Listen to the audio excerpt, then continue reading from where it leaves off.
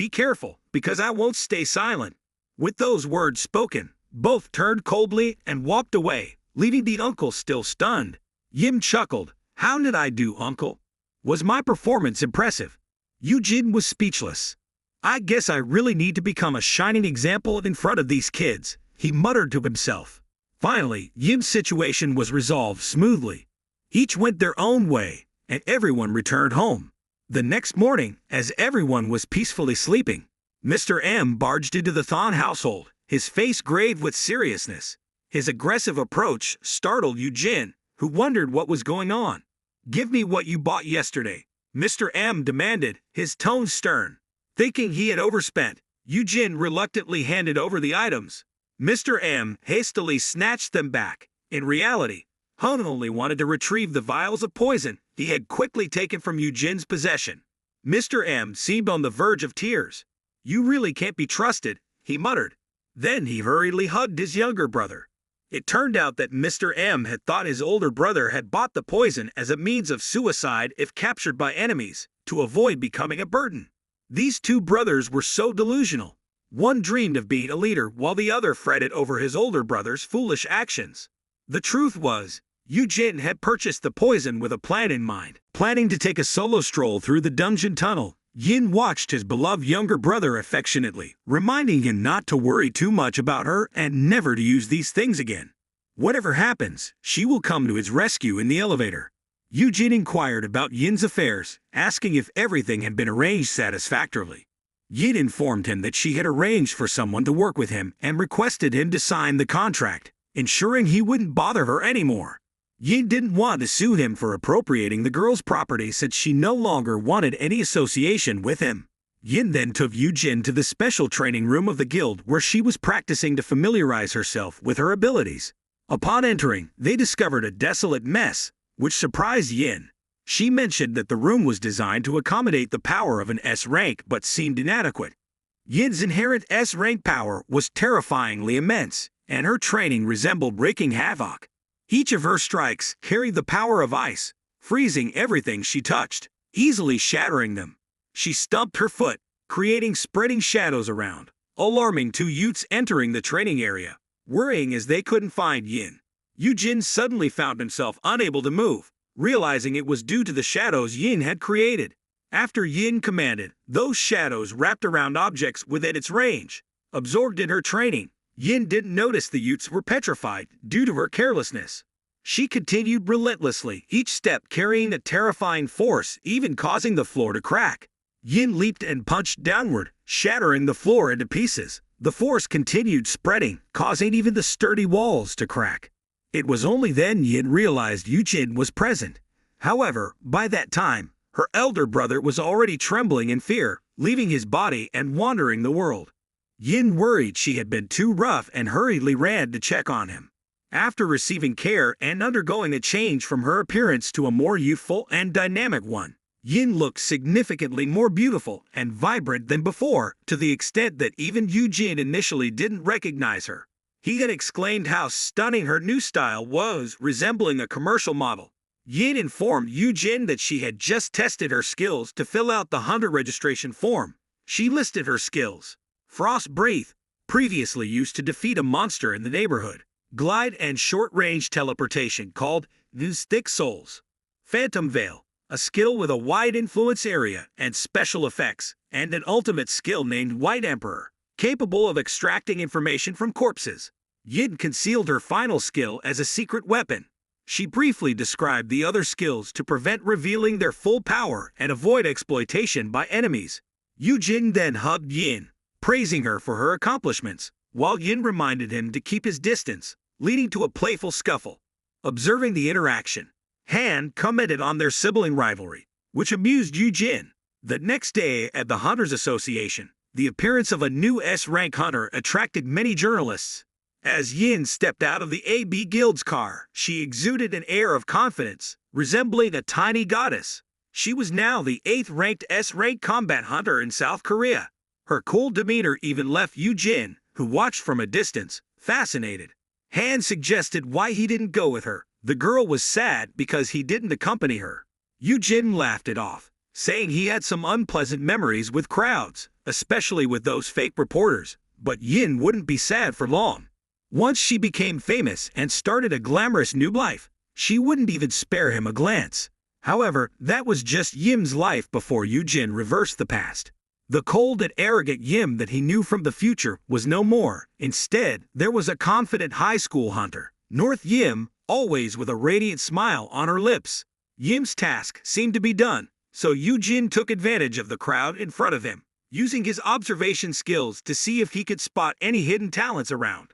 Suddenly, his eyes lit up, and Yujin hurriedly ran towards the crowd where there was a young man looking a bit disheveled amidst the excitement over the newly emerged S-rate girl. Yujin quickly grabbed his hand, startling the young man. "Who are you?"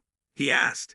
This young man's name was Yumiyungu, currently only at the awakened rank of mosquito hunters like Yujin, but if successfully nurtured, he could awaken SS rank abilities, even surpassing Hun and Yin. However, this rough gem still needed time to polish and refine, much like Yin did. Yujin then used his divine acting skills to engage Yumiyungu in conversation, didn't he? "You're Yumiyungu. Long time no see. You didn't recognize me, did you?" "I'm Yujin Han." "Yujin," he said. The young man hesitantly apologized. "I really don't remember much. I'm sorry, but I do recall meeting you, probably because you're the actor who almost won the Oscar. You always had a bright smile, like now," he continued, trying to engage in conversation.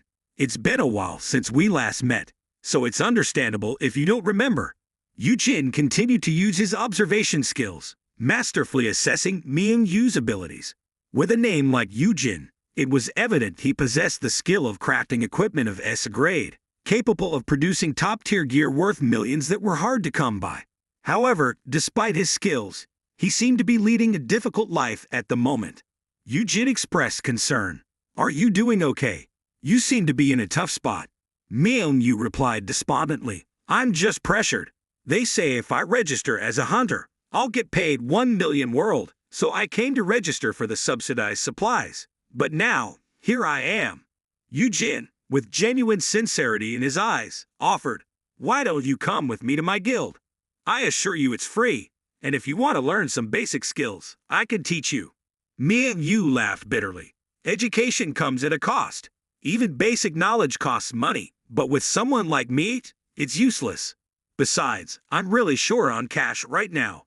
Yujin grabbed his hand earnestly. "Then come with me. I'll inform the guild.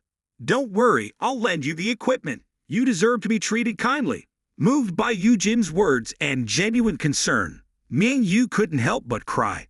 After calming down, he began to share his story, detailing how he was once skilled but now considered worthless. Yujin understood, having experienced similar disregard in the past. He resolved to help Ming-Yu, believing in his potential. Yujin encouraged him, "Don't let others define your worth. Stay positive, and you'll see life isn't as bad as you think." With renewed determination, Ming-Yu agreed to join Yujin's guild, feeling grateful for the first genuine care he had received in a long time. As they left, Ming-Yu realized Yujin wasn't just a skilled craftsman, but also someone who cared deeply for others. Yujin had found another recruit for his Justice League, but little did he know, challenges lay ahead. Despite the setback from the Abyss organization's rejection, Yujin remained resolute in his mission to establish the Justice League. And so their journey continued, filled with hope and determination. Yujin didn't give up and persisted, but Sim Young's decision was final. He even pushed his glasses up with his middle finger, then proceeded to scold Yujin. "I really don't understand what you're trying to do. Just a few days ago, you were fooled by a swindler, and now you're sacrificing the guild leader for personal gain. And you expect us to trust you so suddenly." Sim Young's harsh words left Ming-Yu trembling with fear. "Oh my, he's humiliating himself because of me," Ming-Yu thought, before bursting into tears and running away. "Please, stop," Yujin pleaded, feeling helpless. He wanted to call his younger brother for help, but Ming-Yu stopped him, not wanting Yujin to be in a difficult situation. Grateful for Yujin making him feel valued, Ming-Yu promised not to lose his determination again. He acknowledged there was a suitable place for him to work with his peers, and they would come to pick him up. As they were talking, a 7-seater car pulled up and several tough-looking individuals approached. Yujin sensed trouble immediately upon encountering them, realizing they were demanding money from Myung-yu. Before Yujin could intervene, they forcibly took money from Myung-yu and then dragged him onto the car, seemingly intending to take him somewhere. Concerned for Myung-yu's safety, Yujin managed to join them by convincing one of the men, who asked about his identity. If Yujin hadn't intervened, Myung-yu might have revealed Yujin's true identity. Using his superb acting skills, Yujin quickly responded, "We were childhood friends and coincidentally met again at the Hunter Association. I overheard them mentioning a job for Grade F, and I got curious." The gangsters smirked sinisterly, revealing that the Grade F job involved mining in the dungeon for precious minerals. Since Yujin was Myung-yu's friend, they decided to take him along too. In reality, Yujin knew well that the mining contract they mentioned was a blood-sucking scheme, where they would exploit workers for 70 to 80% of their earnings, with high risks of injuries or even death in the dungeon. Yujin, with his skills, might survive, but Myung-yu's life would undoubtedly be in danger. After a while, they arrived at their dimly lit, run-down office building, setting the stage for further challenges ahead. Yujin still acted very naturally, showing great joy and excitement as he brought the two individuals into the scene. He maintained a courteous demeanor, but as soon as they reached the room's entrance, they turned immediately. Yujin received an unexpected blow from behind, causing him to stumble into the room where nearly a dozen people were already seated. Their expressions were grim, likely due to the debt Yujin owed them, and he was ruthlessly beaten without mercy by these heartless individuals. They threatened menacingly, asserting that once someone enters, there's no turning back, only servitude. They produced a contract exactly as Yujin had anticipated and forced both to sign it.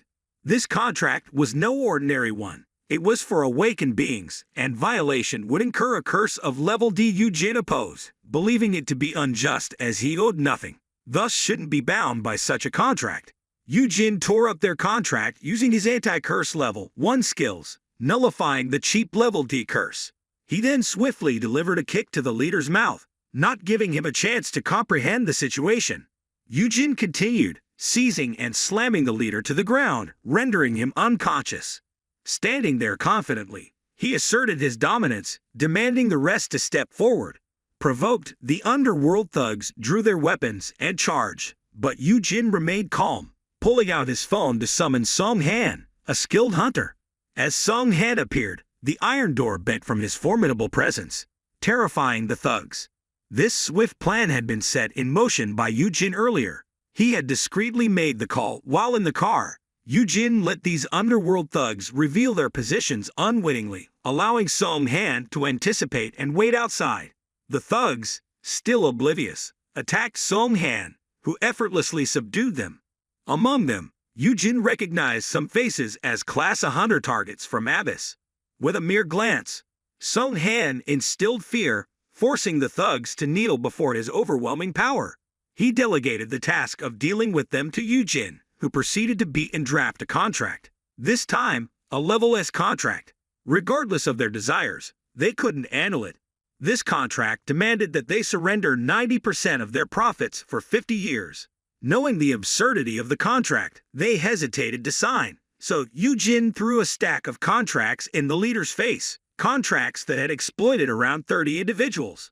When questioned, the leader claimed they volunteered, but Yujin, furious, kicked him in the mouth, asserting that their fate was dictated by coercion. He scorned them, stating they treated people as mere commodities, promising to take them to the dungeon, but delivering hell instead. Despite societal hierarchy, they were still human. Yujin vowed to make them understand the suffering they inflicted. Unable to resist, they begged for forgiveness, but Yujin remained unmoved. Realizing these scum would continue to deceive and sell others, Yujin knew he had to act decisively. Eventually, the matter was resolved smoothly. These despicable hunters were handed over to the Revenue Hunter Association, and the proceeds from their operations would compensate their victims. Thanks to meeting Yujin, Myung-yu's agonizing life was rescued, ushering in a new chapter. After returning, Yujin immediately sought out the human resources team leader, Simeon, using flattery and leveraging the influence of Yim, the guardian of his younger brother and the head of the association. Yujin succeeded in securing a luxurious dormitory unit for Myung-yu which resembled a high-end apartment. Yu was allowed to stay there and train because Jin had registered him as a helper. It was truly touching to see a friend come to their aid so generously. Yu hugged Jin tightly, tears streaming down his face. Once they were back in their room, Yu immediately fell asleep. No doubt, he had endured much hardship, and now the peace allowed him to rest peacefully. As for Jin, he contemplated returning home to collect belongings and officially move here. As he pushed the door open, his heart skipped a beat when he saw Han standing there, thinking his younger brother had sent someone to take him back.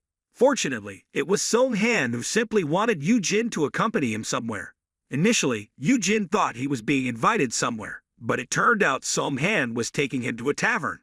Han's imposing physique and serious demeanor instilled fear wherever he went. Even his gentle questions carried an air of authority that made the waiter pale. While the other patrons around perceived Han as a menacing underworld figure, in reality, he just wanted to invite Jin for a drink. His seriousness made others feel intimidated and distant. Jin was still pondering why he had been brought to a place typically reserved for young revelers when Han explained that it was a recreational spot suggested by a gang member named Kim Min-nu. Seeing Jin's puzzled expression, Han spoke up. "This is an entertainment venue, so please feel free to relax." "With that serious face of yours, who would feel comfortable?" Still curious, Jin asked, "Can you tell me why you brought me here?" Han poured a glass of wine for Jin before explaining, "I want to apologize to you as soon as possible. Truth be told, I haven't been very reliable lately. I've always been a hindrance to the association head. Whether it's asking for apologies or causing trouble, that's been my way. But I was wrong. I sincerely apologize. You're a good person, Jin." Han's demeanor no longer exuded seriousness, but instead a strange gentleness that left Jin feeling perplexed and uncomfortable. Han then recounted Jin's actions, how he had risked his life to help Han deal with monsters, gained Yim's trust, and even risked danger to help a newfound friend. Han spoke sincerely, admitting, "I don't know what to say at this point, but you're truly someone I can trust." Surprised by Han's unexpected sharing, Jin realized this was a good opportunity to strengthen their relationship. He responded with a smile, "You're too kind with your praise, but I appreciate it." They continued to eat and converse, and as time passed, Han shared more about himself. He revealed that he had lost his parents and was raised by a figure who had awakened his abilities in the dungeon. This person, whom Han respected deeply, had protected him and helped him greatly until his passing. Han spoke of Han as a good person who understood the importance of family, attributing all his actions to protecting Jin. These heart-to-heart conversations brought Han and Jin closer, revealing that behind Han's tough exterior was a person capable of deep emotions. Han was surprised to find that despite Jin's seemingly frail appearance, he had a strong tolerance for alcohol. Jin joked that he couldn't hold his liquor well and was easily intoxicated. However, despite drinking numerous bottles, he remained remarkably composed. It turned out that his level D antitoxin skill had nullified the alcohol's effects. With this realization, Han began to plan, intending to take advantage of Jin's inebriation to express his feelings. He decided to test if he could deactivate Jin's skill. Once Jin deactivated his antitoxin ability, alcohol quickly overwhelmed him. His face flushed, his eyes unfocused, and he collapsed on the spot. The next morning, Jin woke up with a pounding headache, still groggy from the effects of alcohol. To his surprise, he found Han waiting with a basin of water to help him freshen up. More surprisingly, Han's demeanor was unusually caring, causing Jin to startle. He checked his skills and realized that Han's name had been added to the list affected by his skill. Feeling that something was amiss, he wondered why they were together so early in the morning. Why was Han here, and why did he look so gentle? Had someone changed his clothes? Perhaps something interesting had happened the night before. Han's attentive gestures, such as massaging Jin's legs, made Jin increasingly suspicious and uneasy. As Han gently spoke, "You don't remember what happened last night? It seems you were quite drunk." Jin's mind raced with dark thoughts. His suspicions grew as Han's care exceeded what was necessary. Could it be that his actions while intoxicated resembled someone Han deeply cared for, perhaps his revered figure. Every time he gets drunk, he also speaks a lot of loving words to Sung-han, so Yoo-jin's actions actually only remind him of his deceased grandfather. Hearing this, Yoo-jin felt relieved, thinking that this time his life wasn't ruined. Sung-han said, "It's been a long time since I felt so lighthearted like this. Being with you feels like being with my own grandfather. That's why he took care of him so attentively. Can I come to take care of you from time to time? Don't worry, I won't say anything strange in front of others. I want to fulfill all my regrets with my respected grandfather." You realize that this nurturing, this effective expression of love, made them subconsciously remember the one who raised them. That's the explanation why Yim and Myeong-yu are good to them. They see themselves as nurtured by them. The effect on Hun is stronger because he is their younger brother and has been raised and taught by them since childhood, so there's no reason to refuse him. After Sung-han left, Yoo-jin bid him farewell, feeling relieved that he was gone. Then, Yim also arrived, unable to control her strength. She knocked down the door of the dormitory room with a bang. The bottle-flipping drama now has one more participant, making Yoo-jin ponder her own skills with a hint of anxiety. While her skill isn't particularly strong, it serves as a mental cleanse, impressing even higher-ups unconditionally. However, it's not entirely beneficial. There's some inherent danger. A few days later, due to her uncle living with another youth, they visit for meals daily, prompting Yoo-jin to inform them in advance. Once she does, the girl is eager to join the dungeon assault. Immediately, Yim boasts about her future achievements, dreaming of wealth and luxury, teasing her uncle about abandoning their poor life to live with her in opulence.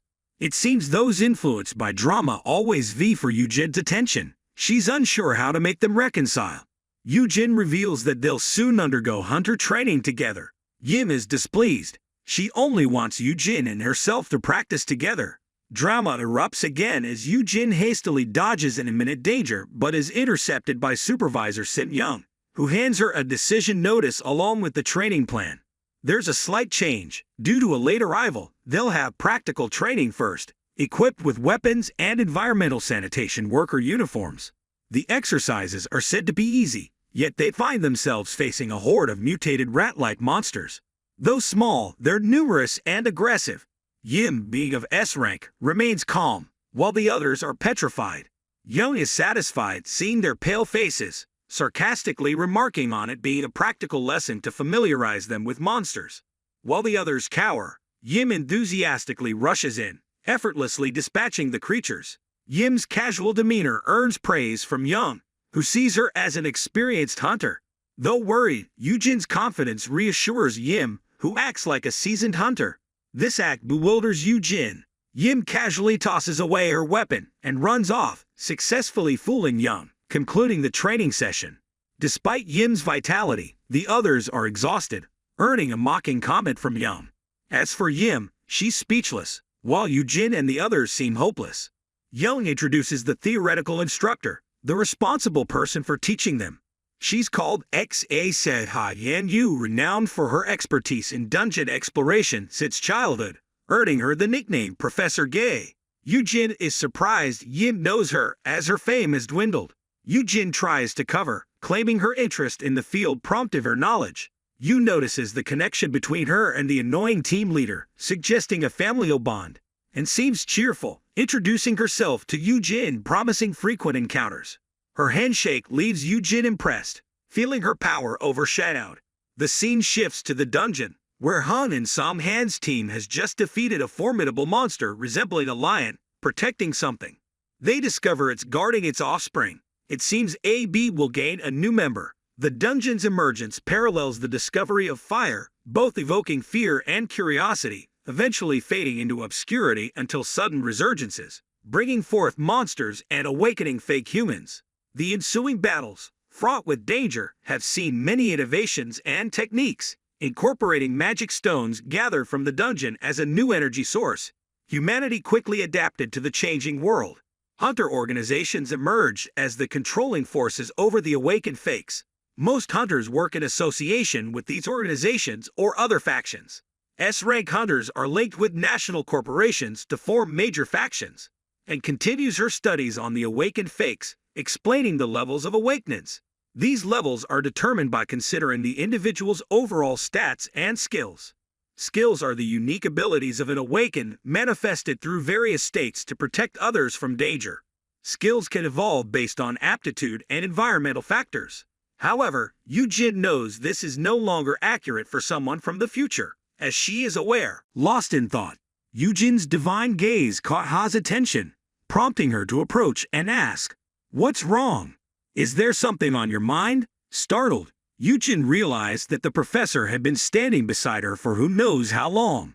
Those eyes resembled my own professor's gaze so much. "Did you notice something wrong?" Yujin chuckled nervously in response. "It's not just my thoughts. You're starting to voice your own opinions. Isn't it somewhat unusual to say that it only manifests in dangerous situations to protect someone? Yet there are still many instances of awakened abilities being displayed even without engaging in combat. So I think self-protection isn't the sole reason. The dungeon can erupt any time, so they always seem to be in danger. Therefore, I'm wondering if there are other factors influencing the development of abilities." Yujin's arguments were compelling, leaving him deeply pensive. Perhaps after this class, she would have a different direction for her research. Yim had only one question. How much money does an awakened individual earn? Without hesitation, the professor illustrated the luxurious life of an S-class hunter. Even the starting salary was $10 million a year. S-class hunters not only protected people, but also brought back valuable items, magic stones, rare plants, and sometimes even demonic beasts. Yujin noticed a particular demonic beast with horns, red fur, and a fox tail on its head. It ranked second in the fire unicorn species. This demonic beast had extremely high stats, super fast speed, and incredibly powerful fire skills. S-class hunters would find it incredibly challenging to confront such a creature alone.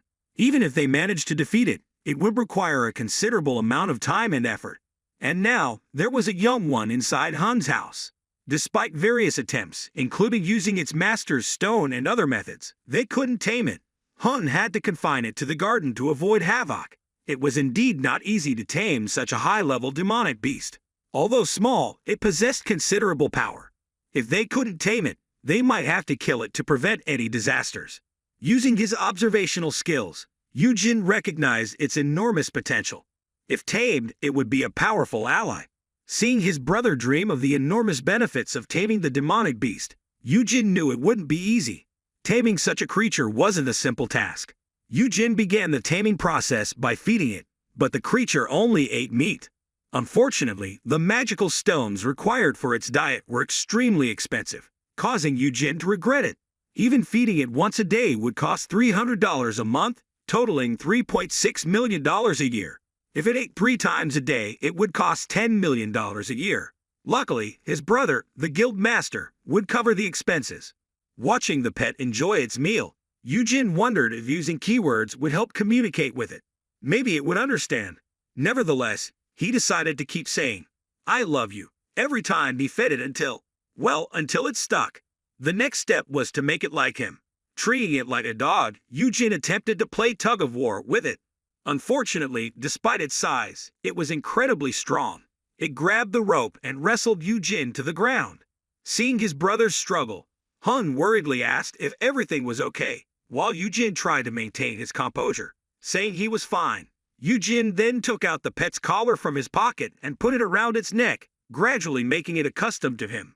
Initially aggressive, the creature soon became adorable, behaving like a cuddly kitten, thanks to the perfect nurturing title enhancing the effect of the collar. The pet rolled over, acting cute, like a pampered pet. That adorable appearance couldn't help but make others feel warm towards Yujin. However, when Hun reached out, it immediately bit him, affected by its skills, so it was only friendly to Yujin alone.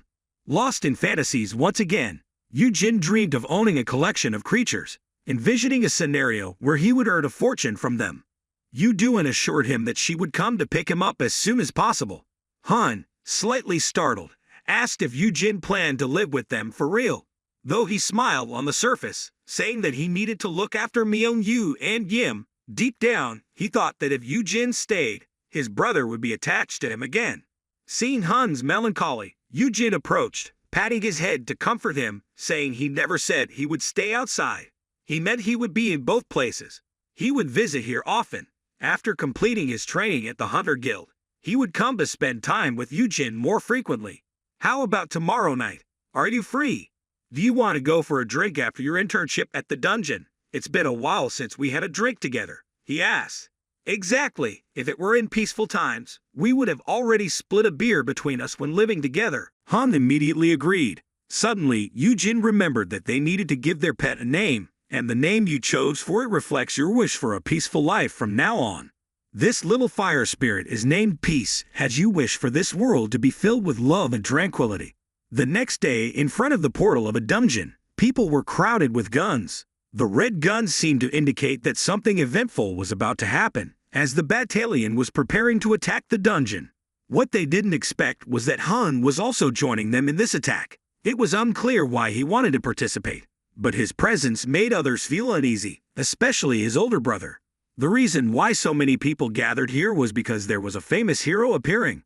Despite not liking Han's presence as the captain, they reluctantly accepted it. However, Han insisted on guiding a novice hunter through the dungeon.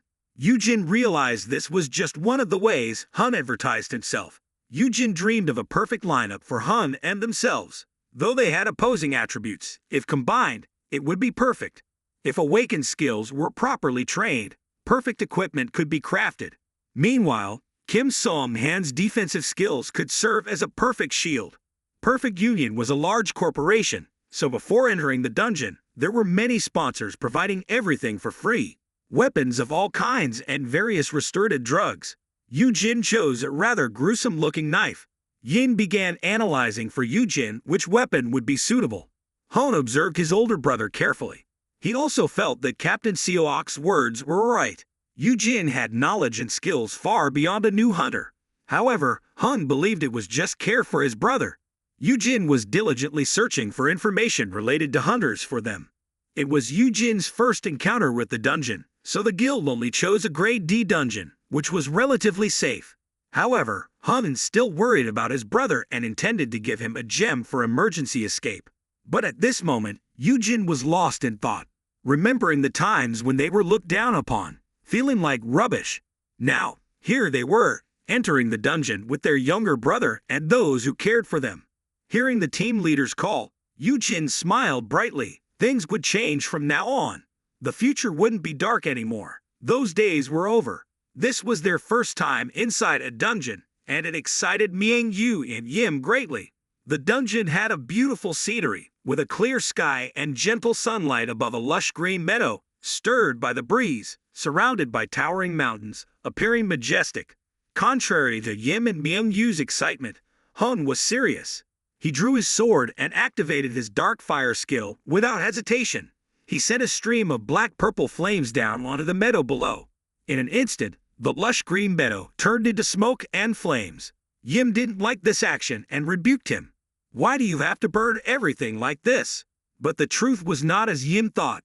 Yujin quickly intervened, telling Yim to look closely. Beneath the vibrant green grass, there were hundreds of monsters lurking, showing off their coolness, and their first task when entering the dungeon should be to ensure safety. They couldn't know the current situation or if there were hidden monsters outside. That's why the strongest always went ahead and cleaned up everything. Yujin didn't learn these things at theoretical classes, so they felt embarrassed when scolded, but then they laughed it off. Of course, I should have known. If only I had the wide area skill, Yujin said. They mentioned that if they reached level 10, they would get a new skill, which was the main goal of this practice session. However, no one knew what skill they would receive, but Yin's skill had the ability to choose. Prior to the nurturing skill, Yujin selected a skill called Lam Vu. It's the wide area feature of Ice Mage's skills. He turned to Yim with a smile and said, "You have intuition. You'll receive a wide area skill." Yim was overjoyed, nodding eagerly, then explained the difference in experience points needed to level up between Class F and S. It's not just 5 times the F class. As you level up, the experience required also increases. So even if you monopolize dungeon level D like you won't reach level 10 like me. Han straightened up, saying, "Then I'll be the one to help you. You focus on yourself." Yim, hot-blooded, retorted, "From early on, you've been challenging me. I'm close to Uncle," making him furious. Indeed, 2 opposing factions. The closer they are, the more like cats and dogs, neither yielding. Yim couldn't stand it anymore, having to intervene in this mess. Are you both going to the dungeon to argue? If you like arguing, then both of you go and argue elsewhere. Han and Yim were embarrassed, not knowing why they were here. What are we doing here? And you, Yim, why are you here? Both hesitantly responded under Yujin's serious gaze. Yes, we know the purpose. Let's go hunt down those damn monsters, Yim said. Watching them cooperate smoothly made even onlookers shudder. Elsewhere, some mysterious figures discuss someone who seemed to have entered the dungeon. He seems to have entered the dungeon. Do you know him? You've returned from the past. Perhaps they're talking about Yujin and searching for him. How do they know he's returned to the past? They hastily identified the dungeon where the one who returned to the past entered. A girl spoke up. The only time we can intervene is when he's in the dungeon. Indeed, the person they aimed at was Yujin. The girl laughed with delight. I'm waiting for you to return to the dungeon. The gentle monsters are suddenly being attacked by Yim. These monsters are just trivial matters. Uncle, stay there, I'll bring them to our competitors directly. Han responded angrily. You think he can pierce through those ice blocks with a stick?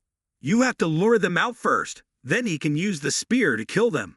Thanks to the competition between the two, the monsters were quickly eliminated. Yujin and Ming Yu's main task was to finish off the struggling monsters and gain experience points. Yujin felt something was off though. He couldn't explain it, and even in the future, researchers couldn't decipher anything about the system. Many saw it as a magical change in the world, but even gods could make mistakes. Suddenly, a status window appeared with the words, I'm sorry, Yujin. Yujin was bewildered, not understanding what was happening to his status window. Suddenly, Han and Yim shouted, rushing toward Yujin and Ming Yu with worried faces. Then an incredibly powerful flame struck Han. He shielded himself while Yim used her ice skill to block the attack. It seemed to come from the boss monster. However, such an attack couldn't come from a mere sub-boss. The original boss of the dungeon was a mountain goat, but suddenly a giant bird appeared and killed it. Now this monster had become the new boss of the dungeon, needing to be defeated before the dungeon could reopen. Han quickly gave Yujin a teleport stone. However, Yujin remembered the horrific memory of the future, where a dragon also appeared in dungeon level D and took his brother's life. Fortunately, defeating the cheetahs brought Yujin a chance and a new life. Yuen grabbed her brother's hand, speaking in English, we don't need this. That monster is weaker than you by far. It's a sub-boss. The gold beak. It's fire-based, and this bird is the dungeon's boss, its main weapon being its beak, with its skull being its weak point. It has 2 pairs of wings, so attack its head instead of its wings. Han was surprised at how much Yujin knew in such a dangerous moment, but it wasn't the time to explain. Yuen had to be relieved when he saw that things were different than he had expected. This time, they would win. He wouldn't let that happen again. From a distance, the menacing bird swooped down like an arrow towards the 4 of them. Yujin quickly devised a plan to counter Yim. Use your frost breath to create an immediate barrier, he commanded. Yim immediately conjured up an icy shield to protect everyone. The task of defeating the bird was assigned to Hun, the fire mage, whose fire resistance was high. It seemed like the creature's flames couldn't harm him. However, attacking the high-flying bird's head remained a challenging puzzle. Sensing the enemy's aura, the bird turned to use its sturdy beak to peck downwards, causing the ground to shatter. Hun took advantage of its initial low position, swiftly closing in for an attack. But the creature managed to dodge his blow, only getting its wing grazed, causing minimal damage. Yuen stood by it worried. Why did it attack the wing? Shouldn't it stay on the ground? On the battlefield, the bird retaliated angrily, flapping its wings and spewing a stream of fiery breath towards Han, who struggled to get close enough to deliver a decisive blow. Yujin, concerned, wondered why his younger brother hadn't used the lamb willow technique yet. At this moment, Hun hadn't mastered that skill. After a brief exchange, they realized that attacking the enemy directly was difficult due to its agility, so they redirected their attacks towards the other 3. The relentless advance of the bird made all 3 of them, including Yim, turn pale. Yim attempted to bolster his defense before its impending attack, and fortunately, Hun managed to use the lamb willow technique, creating a protective canopy that temporarily halted the assault. However, Yuen couldn't understand what his younger brother was up to. Everything should have been handled by him. Yuen signaled to Hun to step on those leaves. Hun, surprised that he could step on them, began to move faster, gradually mastering the technique. From being at a disadvantage on the ground, he balanced the distance once more. With a few leaps, Hun could now close in on the boss's weak point. Sensing the imminent danger, the creature hastily turned to attack, but for someone with strong fire resistance like Hun, its flames were mere mosquito bites. Ignoring the heat, Hun delivered a powerful blow to the creature's back, causing it to stagger in pain, preventing the boss from recovering. Quick as lightning, Hun appeared above its head, delivering a powerful downward thrust with his sword, striking directly at its skull, dealing a fatal blow that caused the boss to explode like a burst balloon, scattering debris everywhere. The heat from the explosion radiated out fiercely, terrifyingly hot. Except for Hun, who had fire resistance, the others would have been reduced to ashes without Yim's protection. Finally, the colossal figure of the boss fell, bringing an end to the dungeon battle. Hun victorious. With graceful steps, he descended on the lamb willow leaves, looking extremely cool. Yuen rushed over joyfully, eagerly asking his younger brother. Hun also embraced his older brother, laughing and saying that it was all thanks to him. Amazing. How did you come up with such a brilliant idea to use the lamb willow technique instead of flying? Yim seemed somewhat displeased, as the guild leader had defeated the boss, while he only focused on defense. Nevertheless, Hun was happy that he had overcome his weakness of not being able to fly. Though there were some difficulties, the team safely passed through the dungeon. Not only that, they also learned many new things. Everyone was a bit surprised that a dungeon classified as D had caused so much trouble, making 2S-ranked players struggle. Hun explained that the sudden appearance of an A-ranked boss had caused everything to become chaotic. Seeing too many onlookers, trying to avoid attracting attention, Yuen intended to slip away quietly. However, whether it was fate or not, suddenly, a muscular young man named Han appeared out of nowhere, looking extremely concerned. "Yujin, are you okay? You should have taken me with you," Han insisted, requesting Yuen to hop on his back so he could carry him home to rest. Son Han's enthusiasm made Yuen feel a bit uncomfortable. Poor Myung stood by, lonely and neglected, with no one caring about him. After returning, Yujin went to Hun's house to meet the pet again. "Ha ha, come here, little one, I'll play with you," he said. Upon seeing Yujin again, the pet joyfully leaped into his arms with a typical jump of a high-level creature, making Yujin chuckle. Then ensued their playful antics. Well, not torture sessions per se, but rather gradually influencing it. Yujin had mentioned multiple times that keywords were uttered every time they played or fed it. With each play session like this, Yujin couldn't help but think about the strange occurrences in the dungeon today. It seemed like Myung's skill display error, the status windows seemingly someone conversing with him, then the appearance of an A-level monster. Thinking about this, he quickly got up with a worried expression. Could it be that they all possessed something that could reverse time? Yujin felt like something had gone astray when time reversed. Events that were supposed to take years to unfold happened prematurely. Perhaps something had gone wrong with this system. Yujin immediately checked his skills, and the status window had indeed changed. Skills were now displayed as a photo album, showing images of those affected by the keywords. There were up to 50 slots, maybe implying that he had to nurture these 50 S-rank individuals at the mysterious organization's base. They were still discussing the recent operation. The intervention time was too short for them to do much. They could only send a few messages and use force to open a female tunnel. They tried to make it as intuitive as possible for him to recognize. Who were these enigmatic organizers? What were they trying to contact Yujin for? Yujin continued his daily routine, training PCE by having it fight low-level monsters. Its growth rate was remarkable. In just 2 days, it had doubled in size. Yujin was satisfied with this progress. After each training session, Yujin spent time bonding with PCE to improve their rapport. Whenever playing with a creature like this, Yujin had to borrow a bunch of power-enhancing equipment a few days prior to explain how he could tame a fire mage. Yujin came up with a convincing reason. He received the Monster Tamer skill after reaching level 10, and that skill was an S-rank skill. Upon hearing this, Hun worriedly exclaimed, "This little troublemaker again." His body was at an E level but possessed an S-rank skill. Moreover, in such a dangerous world, Han couldn't help but worry about his younger brother. What if he wanders outside and gets caught, then gets thrown into jail again? Jin quickly interjected. Wait, we should use it instead of hiding it. You can nurture and tame PCE, then ride it in the dungeon. Furthermore, you can tame other monsters as well. How many S-rank individuals are there now? We need high-level mounts. If all ABIS members had high-level mounts, we would be much stronger. We wouldn't have to walk around in the vast dungeon world. Moreover, with this skill to own mounts, clearing the dungeon would be much easier. The frequency of dungeon explosions would decrease, and the world would surely become more peaceful. Despite Han's attempts to manipulate him psychologically, Jin remained firm in his decision.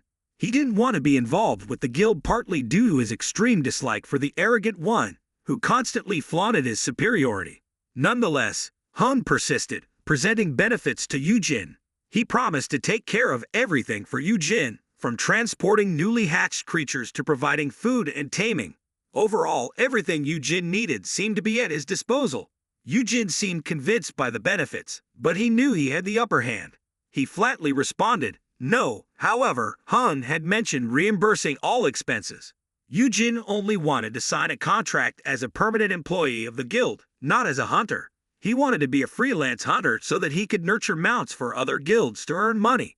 Yujin knew how important this taming ability was, so he was determined to leverage it. Currently, ABS wasn't the strongest guild, so they couldn't sign an exclusive contract. If others knew that AB owned such a powerful skill, there would surely be trouble. People from the outside would go at great lengths to assassinate or harm, so Yujin thought it best for you to become a freelance hunter. Yujin would negotiate with the guilds. If they ensured your safety, you'd provide each guild with a high-end mount, with costs varying depending on difficulty. In essence, Yujin didn't want to join and be bound by Abyss. You only wanted to join as a collaborator. Abyss just needed to stand behind as a supporter. What Yujin said was all correct, leaving Sibling unable to refute. He chuckled in response, seeming to admit defeat, saying, I can't win against you. I'll help you negotiate with the other guilds. Let me borrow this video for negotiation purposes. Though he agreed temporarily to Yujin's terms, he hadn't given up on the guild yet. Speaking up to Yujin, he stated that if Abyss became the strongest guild, then you'd sign the contract as a hunter. But Yujin still hesitated, saying, Let me see. You want me, but what's in it for you? Even though Sibling had almost seen through him, he couldn't understand Yujin completely. Surely he wouldn't give up until Yujin officially became Abyss Hunter Manager, drawing on his years of experience. Sibling knew many individuals possessed unique skills, often unaware of their surroundings, blinded by their own power.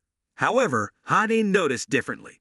He behaved arrogantly externally, yet internally he was calm, predicting situations and successfully manipulating conversations to his advantage.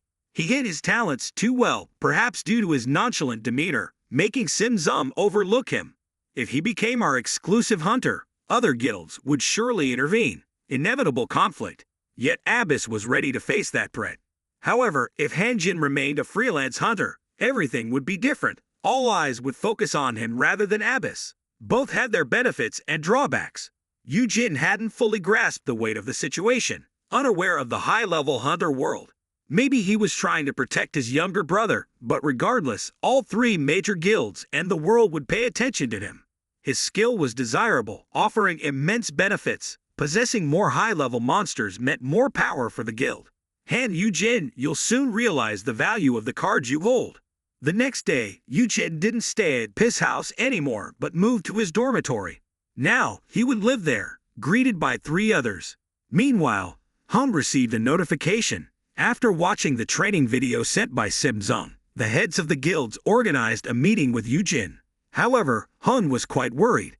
If his older brother met these high-level hunters with the intent to refuse, Yujin saw it as an opportunity to make Abyss more famous, stopping his brother. Yujin wanted to use this negotiation to personally assess the clients. If successful, both Abyss and Yujin would gain a significant advantage. As they entered the meeting room, Yujin couldn't help but feel overwhelmed by the pressure from the top-tier hunters. If not for his fear-resistant skill, he might have been crushed by the invisible pressure. A man approached, asking if he could shake hands with Yujin, wanting to assess his skills before negotiating. Initially startled, Eugene was about to extend his hand, but then he thought of something and withdrew it, saying, "How could you hold a man's hand like that?" Thankfully, he quickly corrected himself. Otherwise, his superficial skills might have been exposed. Then he'd be vulnerable to being hunted by other guilds. Still, the man insisted on shaking hands. Luckily, Peace sensed the owner's reluctance and spoke up, pleasing the guild leaders. "I don't think we need to prove anything anymore. The way it fiercely protects its master is enough." It was a beautiful woman with a tall, robust figure who spoke up. Her name was Mo Hun, the leader of the Breaker Guild. Despite her tough appearance, she was friendly towards Jujin. She was also impressed by the pet Jujin owned. She turned to Hun and said, "How about it, young man? If it's still young like this, why don't you give it to us? We don't intend to do it for free. We plan to exchange it for the highest level elemental mount we own." The girl realized that Hun wanted to exchange a mount that Yim could use for what Hun wanted. It seemed to make the other guild leaders somewhat displeased. 7 high-level elemental mounts and 1 highest-level elemental mount. Isn't Abbas being too greedy? Why are you shamelessly demanding another exchange? What you want is for us to follow your demands, isn't it? Think about it, big brother. You should be more modest. The argument was quite fierce, so Dune had to speak up. All I did with Abbas was give and take. Since I can't handle it alone, I asked for their help, and thanks to them, we had this meeting today. If from the beginning, I wanted to shake hands with my younger brother,